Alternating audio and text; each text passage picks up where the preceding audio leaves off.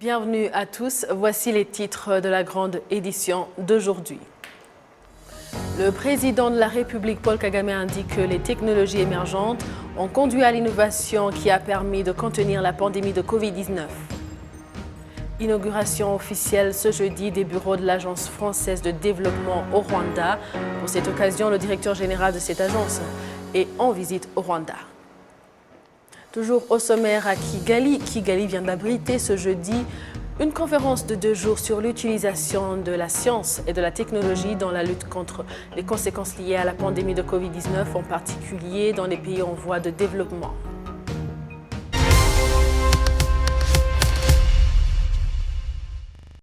Bienvenue à la grande édition de la télévision rwandaise.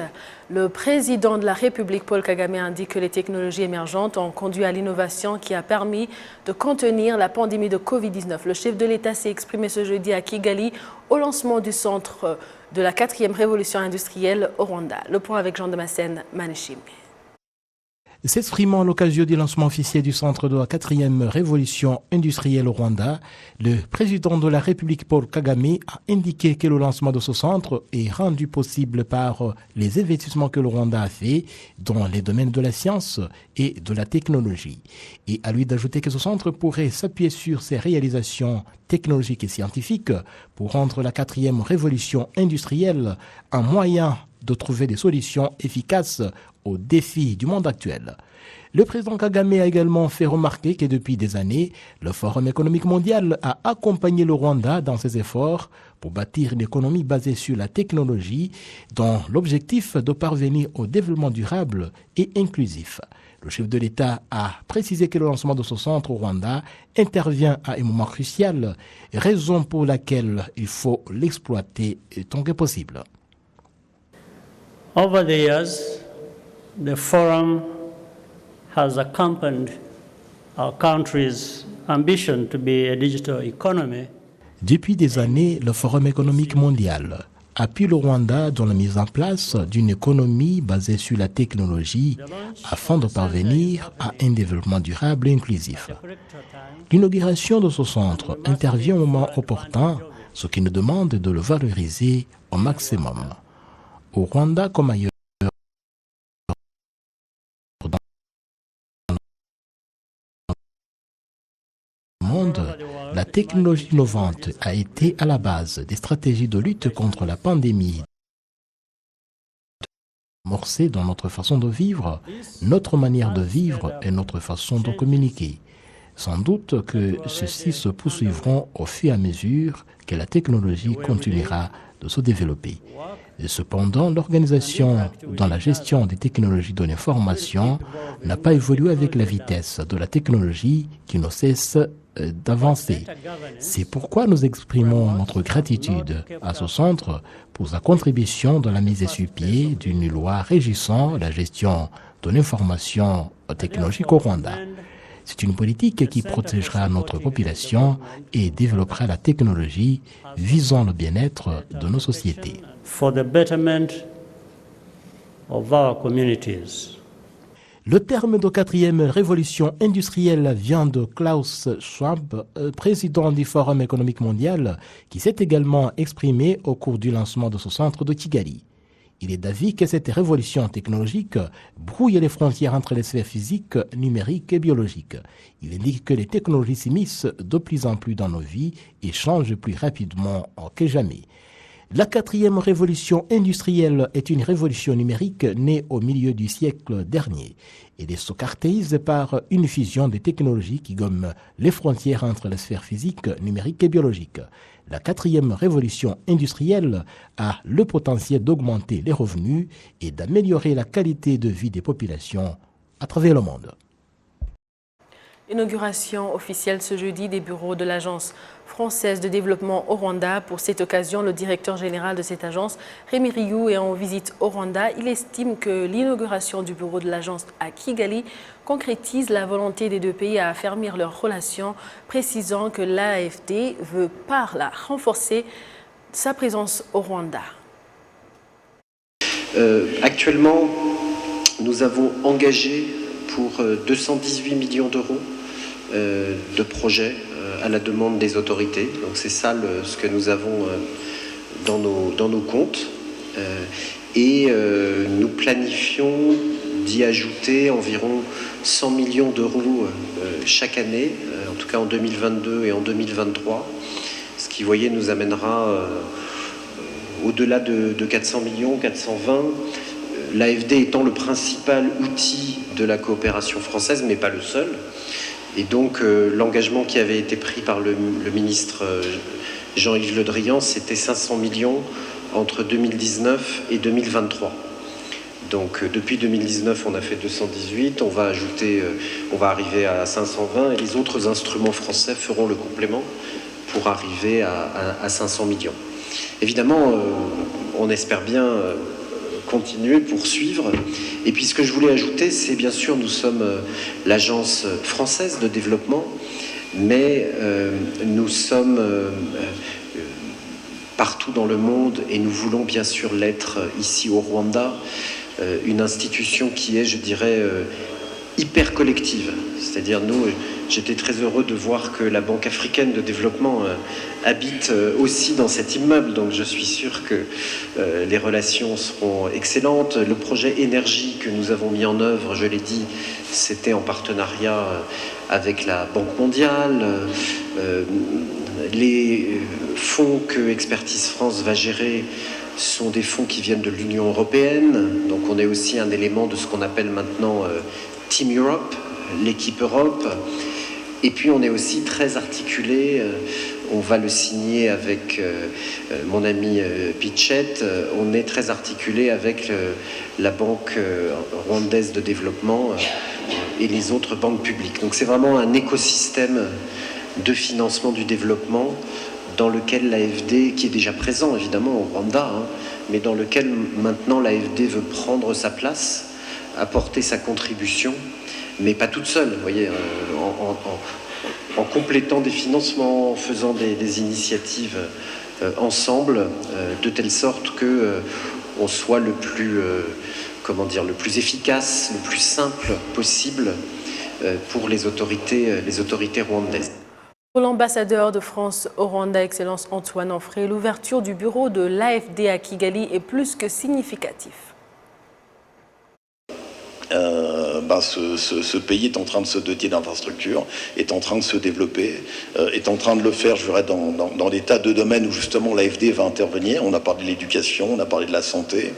L'AFD a un mandat général de croissance verte aussi, donc ça vaut aussi pour l'énergie. C'est très évidemment gratifiant pour un ambassadeur de France ici d'être là au moment où la relation a été complètement normalisée, s'est intensifiée. Il y a la visite historique du président de la République en mai dernier. Il y a eu son discours non moins historique au mémorial de Guy Sozy. Maintenant, donc, il y a l'ouverture de officielle de cette agence de l'AFD qui permet effectivement maintenant à la France d'occuper la place qu'elle doit occuper dans un pays de l'importance du Rwanda avec les outils dont elle a besoin. Et un de ces outils essentiels, effectivement, c'est le groupe AFD. Et on est très honoré évidemment que la ministre d'État, donc Claudine Ouera, soit parmi nous donc aujourd'hui pour l'inauguration de cette agence. Elle a coupé le ruban. Je crois que c'est aussi la démonstration de l'importance que les autorités rwandaises accordent au retour de la France dans notre pays. C'est ce que je tenais à dire. La secrétaire d'État au ministère des Finances et de la Planification économique a fait savoir que le Rwanda apprécie beaucoup la contribution de l'Agence française de développement dans le développement du pays. C'est vraiment une grande contribution et aussi ça fait partie des interventions prioritaires de notre pays. Ce qu'on est en train de faire, c'est vraiment pour renforcer ce qu'on avait déjà fait au départ. Ils ont dit que c'est vraiment, on peut dire que c'est comme une nouvelle page de relations bilatérales entre le Rwanda, la France et l'Agence française de développement qui va aussi amplifier le travail qu'on a déjà fait ensemble. Je peux dire aussi que l'Agence française de développement a apporté des financements, comme je l'ai dit aussi en Kinyarwanda. Il y a des financements aussi qui vont accompagner des efforts de lutte contre le Covid-19 qui ont été faits au départ. Il y a par exemple aussi des accords qui ont été faits, qui ont été signés il y a quelques mois. Et vraiment, on salue cet effort parce qu'il y a eu des prêts que je peux dire à taux réduit pour la lutte contre les effets de la pandémie du Covid. Il y a aussi des interventions sous forme de dons pour programmes de formation professionnelle et d'enseignement du français aussi. Et puis récemment, vous savez que la France a signé aussi une lettre d'intention pour porter l'ensemble de ces aides à 500 millions d'euros d'ici 2023. Il s'agit aussi de soutenir l'enseignement du français, le développement des transports, et ainsi de suite. Donc je peux dire que la contribution est vraiment significative et vraiment ça contribue sur le développement du pays. Avant l'ouverture du bureau de l'AFD, Rémi Rioux a d'abord visité le site mémorial du génocide commis contre les Tutsis au Rwanda en 1994. Il a eu des explications sur l'histoire du Rwanda et il a honoré la mémoire des victimes du génocide qui repose dans ce mémorial.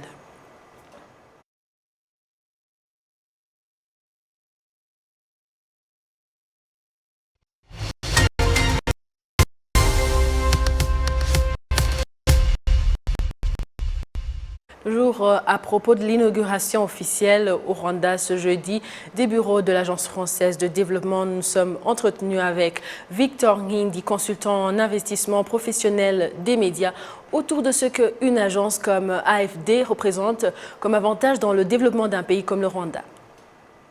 L'Agence française de développement, dans sa stratégie 2020-2024 pour l'Afrique de l'Est, supporte les stratégies liées à l'implémentation des objectifs de développement durable et également des politiques liées à l'accord de Paris sur la transition énergétique.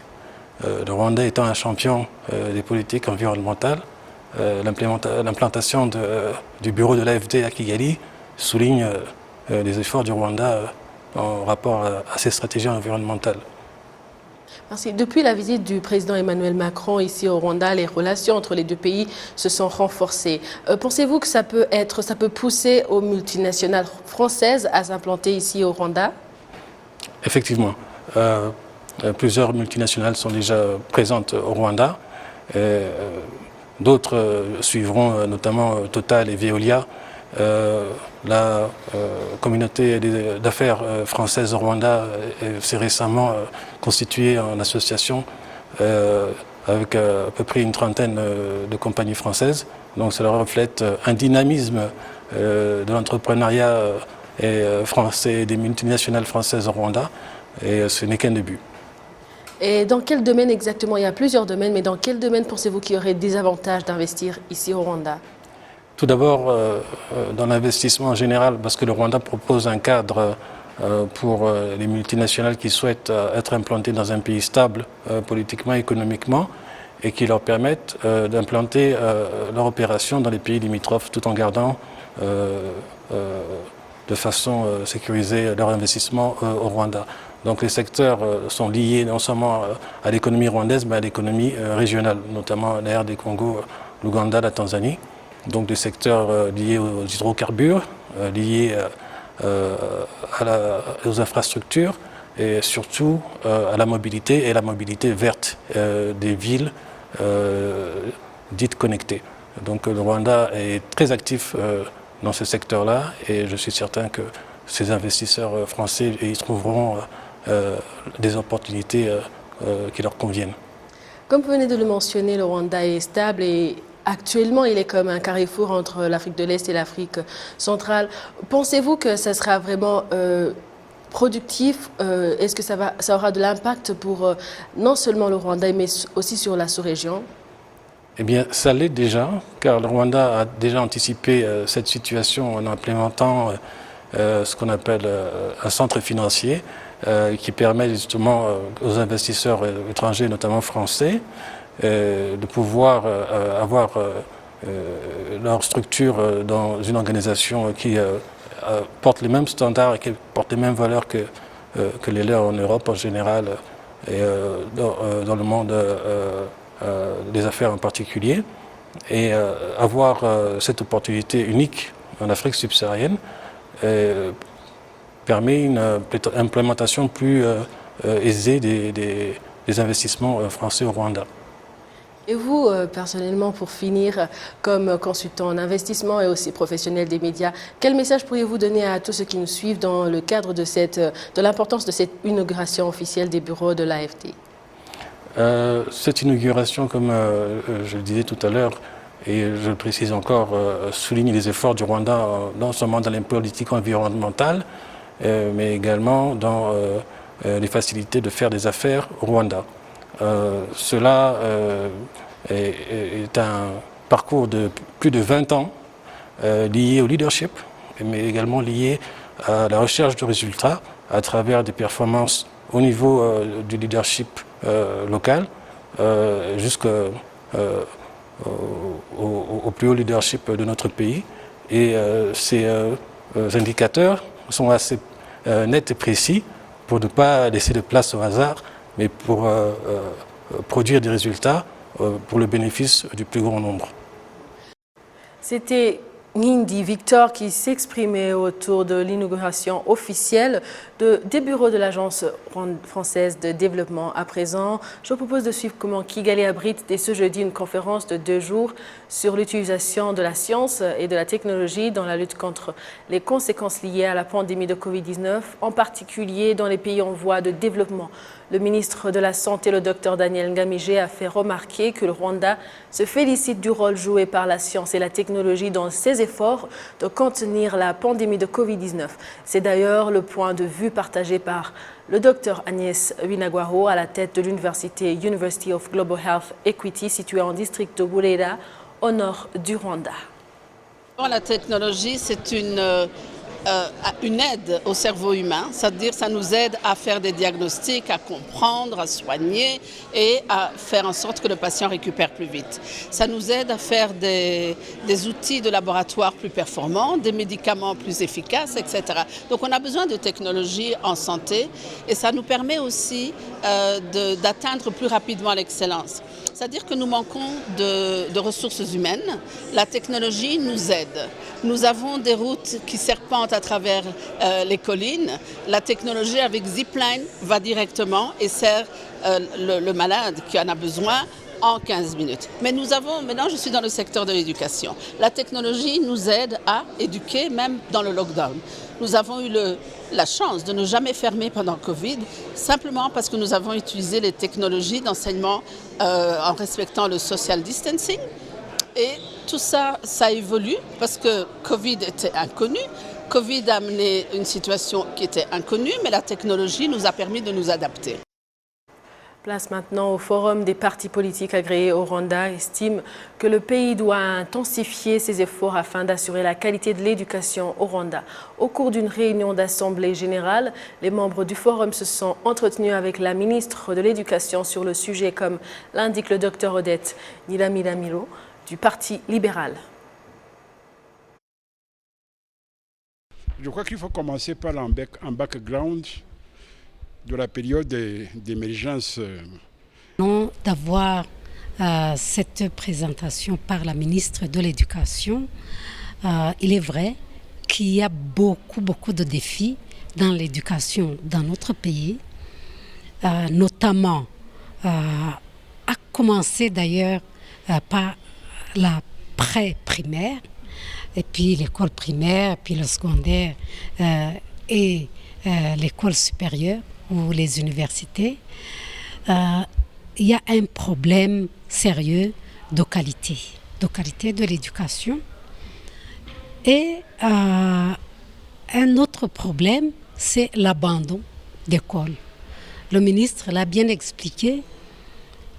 On a en première primaire au moins 500 000 enfants qui sont en relais en première primaire, mais à la fin de l'école primaire, plus de 60% ont déjà abandonné, ce qui est un grand problème. Et quelles sont les raisons de ce problème de qualité de l'éducation? La qualité des enseignants, le matériel utilisé, le fait de ne pas intéresser les enseignants.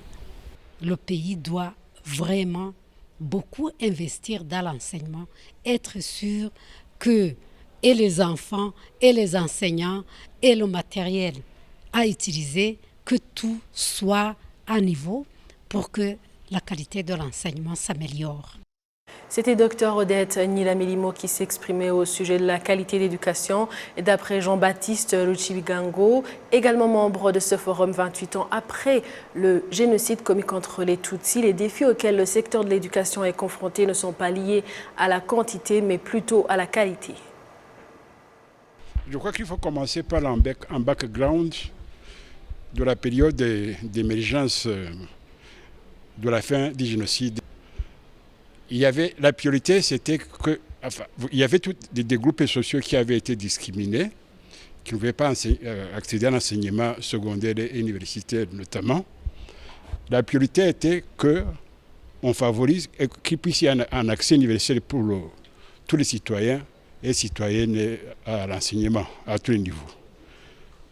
Avec ça, c'est tellement qu'on a sacrifié la quantité à la qualité. La quantité et la qualité, c'est ça. Donc on a formé beaucoup de monde.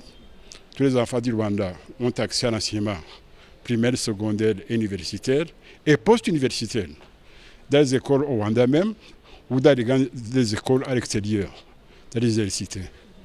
C'est ce qui a créé ce problème. L'autre problème, pour ce qui concerne la qualité, la baisse de qualité de l'enseignement supérieur universitaire, c'est fait qu'on avait très peu de professeurs possédant un diplôme de PhD, de doctorat en français, et que ce problème est partiellement résolu. Actuellement, il va fournir le chiffre, le taux de 30% pour des enseignants de niveau universitaire et d'enseignement supérieur qui possèdent au moins un diplôme de doctorat. La ministre de l'Éducation au Rwanda fait observer que le Rwanda se félicite de plusieurs réalisations malgré les défis qui doivent encore être relevés pour assurer au pays une éducation digne de son nom. Ma fierté à propos de l'éducation du Rwanda, c'est que ça concerne la majorité de la population et puis ça éduque les enfants qui vont être les dirigeants du pays demain. Donc, être à la tête du ministère de l'Éducation, ça demande beaucoup d'efforts, ça demande beaucoup de sacrifices, mais c'est aussi motivant de servir les autres afin que l'on puisse éduquer la population qui va être les dirigeants de demain du pays, comme je viens de le dire, mais aussi qui vont être à la base de la transformation en termes de développement du pays. Les enfants qui sont en dehors de l'école aujourd'hui, il y a un bon nombre, oui, mais il y a beaucoup d'efforts qui se font, entre autres la mobilisation des parents, en collaboration avec les autorités locales, puisque l'éducation ne peut pas, le ministère ne peut pas le faire sans coopérer avec les autorités locales, mais aussi la motivation des enseignants de réellement poursuivre leur profession, mais en tenant compte qu'ils sont là aussi comme des parents, non seulement des enseignants, mais aussi jouer le rôle des parents. Merci à vous tous qui avez choisi la télévision rwandaise pour vous informer. Au nom de toute l'équipe qui a réalisé cette édition, je vous souhaite de passer une bonne suite du programme de la télévision rwandaise. À la prochaine et d'ici là, portez-vous bien.